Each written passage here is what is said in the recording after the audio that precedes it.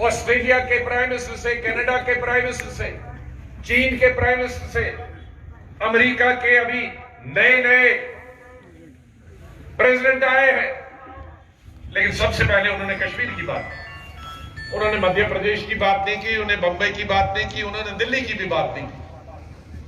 तो कोई भी दुनिया का आदमी नहीं है या लीडर नहीं है जो कश्मीर को कश्मीर के नाम से नहीं जानता या जम्मू कश्मीर को कश्मीर की स्टेट से नहीं जानता। आज हमारी वो पहचान चली, आज हमें एक डिस्ट्रिक्ट का दर्जा दिया गया, तो इसलिए हमारी लड़ाई वो भी जारी रहेगी पार्लियामेंट और पार्लियामेंट के बाहर कि हमें स्टेट और अपनी वापस चाहिए। और जब तक हमारे एमएलएज नहीं होंगे, चुने हुए नुमाइंदे नहीं होंगे, वो किसी भी पार्टी के क्यों ना हो, उनके ऊपर जिम्मेदारी हो। जब तक यहां चुने हुए नुमाइंदे नहीं होंगे, चीफ मिनिस्टर नहीं होंगे, ये बेकारी, बेरोजगारी, ये सड़कों की हालत, ये पानी की हालत, बिजली की हालत, ये स्कूलों की हालत, ये डिस्पेंसरीज की हालत, अस्पतालों की हालत और ये जहालत बराबर तारी रहेगी, जारी रहेगी, जब तक स्टेट के नुमाइंदे चुन कर नहीं आते तीनों खित्तों से, जम्मू कश्मीर और लद्दाख। लेह का डिस्ट्रिक्ट यूटी चाहता था, लेकिन कारगिल का डिस्ट्रिक्ट बिल्कुल यूटी नहीं चाहता है, यूटी के खिलाफ। और जम्मू के लोग, चाहे वो कांग्रेस का हो, नेशनल कॉन्फ्रेंस का हो, पीडीपी का हो, बीजेपी का हो, आरएसएस का क्यों ना हो, वो भी स्टेट हुड चाहता। अगर किसी एक में जरूरत है लीडर को किसी पार्टी की, वो कल स्टेटमेंट देंगे कि मुझे स्टेट हुड नहीं चाहिए, कोई नहीं चाहता, कोई भी नहीं, कोई तो ये ऐसा कोई कभी नहीं हुआ कि सब पार्टियां स्टेट हुड चाहती। सब पार्टियां, बीजेपी, आरएसएस से लेकर नेशनल कॉन्फ्रेंस और पीडीपी से लेकर पंथर पार्टी तक, सब चाहती हैं स्टेटहुड हो। और जम्मू में और कश्मीर में और लद्दाख में दो और चीजें चाहिए कि यहां जमीन कम है, इसलिए सिर्फ यहां के ही लोग खरीद सकते हैं। और ये कोई नई बात नहीं, नॉर्थ ईस्ट में है, हिमाचल में है, उत्तराखंड में है, वहां तो आर्टिकल 370 नहीं है। तो वो जमीन, सबसे ज्यादा जमीन अगर चली जाएगी, शुरू होगी तो जम्मू की जाएगी, कश्मीर और लद्दाख की, और लद्दाख ले की जाएगी, करगिल की नहीं जाएगी, क्योंकि वहां पर्यटन। और दूसरा, नौकरी यहां के बच्चों को ही यहां के लगनी चाहिए, बाहर वाला नहीं। हम बाहर वालों के लिए खिलाफ नहीं, मैं तो बाहर में ही ज्यादा काम करा। क्यों चाहते हैं? क्योंकि यहां कोई इंडस्ट्री नहीं है। ये हिंदुस्तान की, अगर दिल्ली से जाओगे तो आधा बिजनेस इसलिए चलता है कि पंजाब के लोग, हरियाणा के लोग दिल्ली में बीच में से गिरते हैं, लेकिन हमारे यहां कोई नहीं आता। जिसको जम्मू कश्मीर आना है वही आएगा, बीच में से कोई जाने वाला नहीं। और 3 दफा अभी तक हाई कोर्ट में शायद क्लर्क्स के लिए जगह निकली और वो ऑल इंडिया निकली।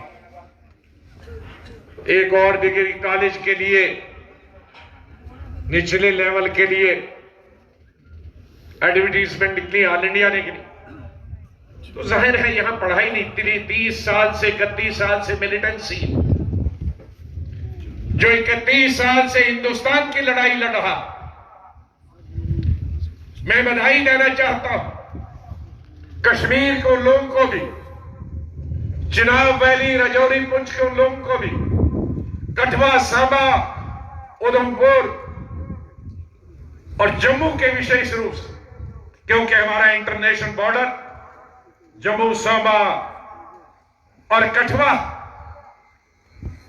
यहां मिलिटेंट आके घुस जाते हैं। ये सब मिलिटेंसी का मुकाबला कर रहे हैं, देश की तरफ से, हिंदुस्तान की तरफ से जान देते हैं, लेकिन उसका सिला यही मिला कि स्टेट के टुकड़े हो जाए, बेकारी बढ़ जाए, बेरोजगारी बढ़ जाए, यहां के उद्योग बंद हो जाए, यहां के टैक्स लगे, 30 साल से खाने के लिए पैसे नहीं है। तो एक टोल था हमारे, आज वहां पठानकोट से लेकर तिवारी जी यहां उधमपुर तक एक टोल था, वो भी खत्म किया था। आज 5 टोल लगाए। कहां से वो टोल के पैसे लगाए? पानी का टैक्स, हाउस टैक्स यहां नहीं था जम्मू और कश्मीर में, लेकिन वो टैक्स भी लगा दिया।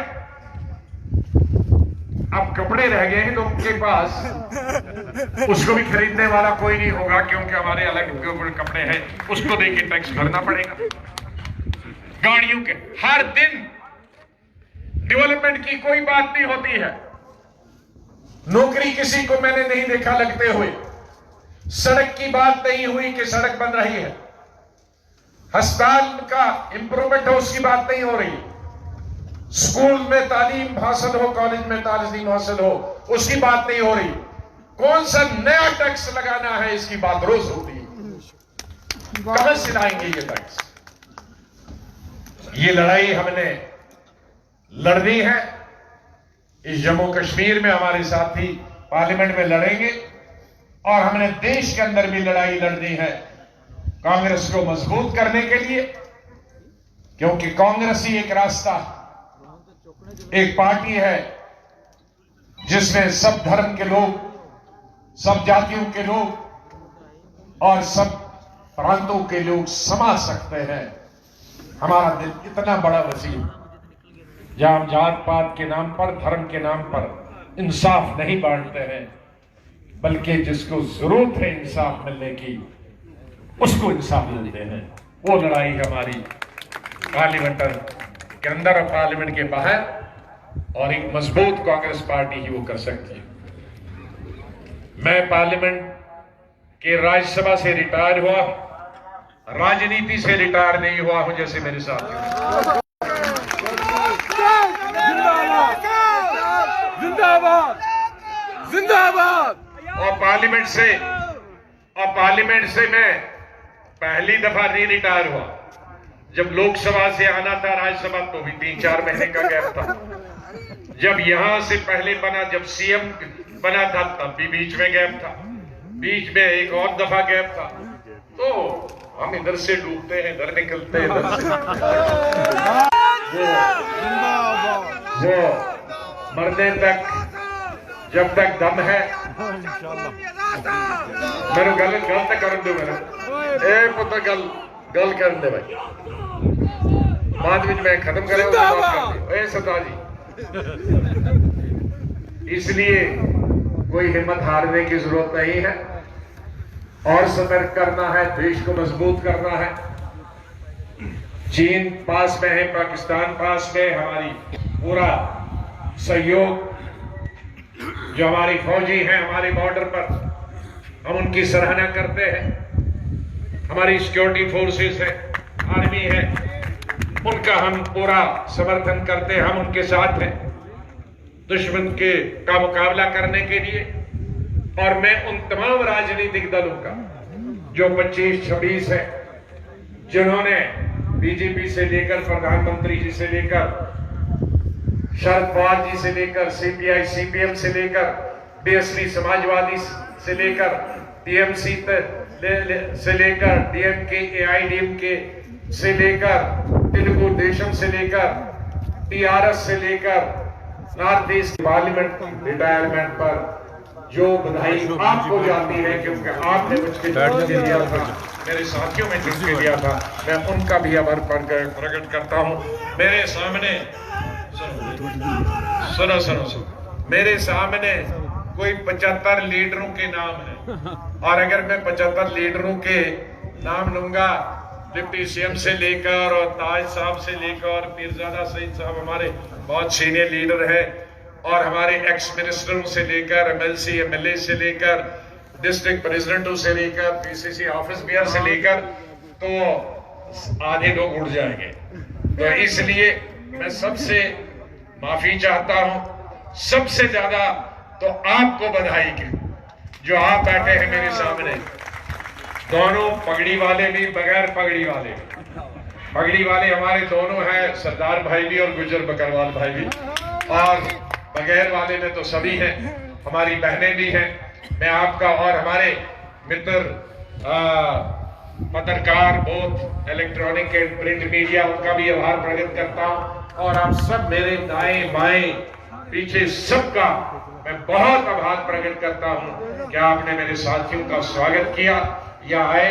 अभी बैठिए आप, हमारे सरदार भाई हमारे लीडरों का वो सरोपा दे रहे, इसलिए सरोपा को कहता आप में से भी कोई नहीं उठेगा और यहां से भी कोई नहीं उठेगा। 1 मिनट में सरोपा खत्म होगा।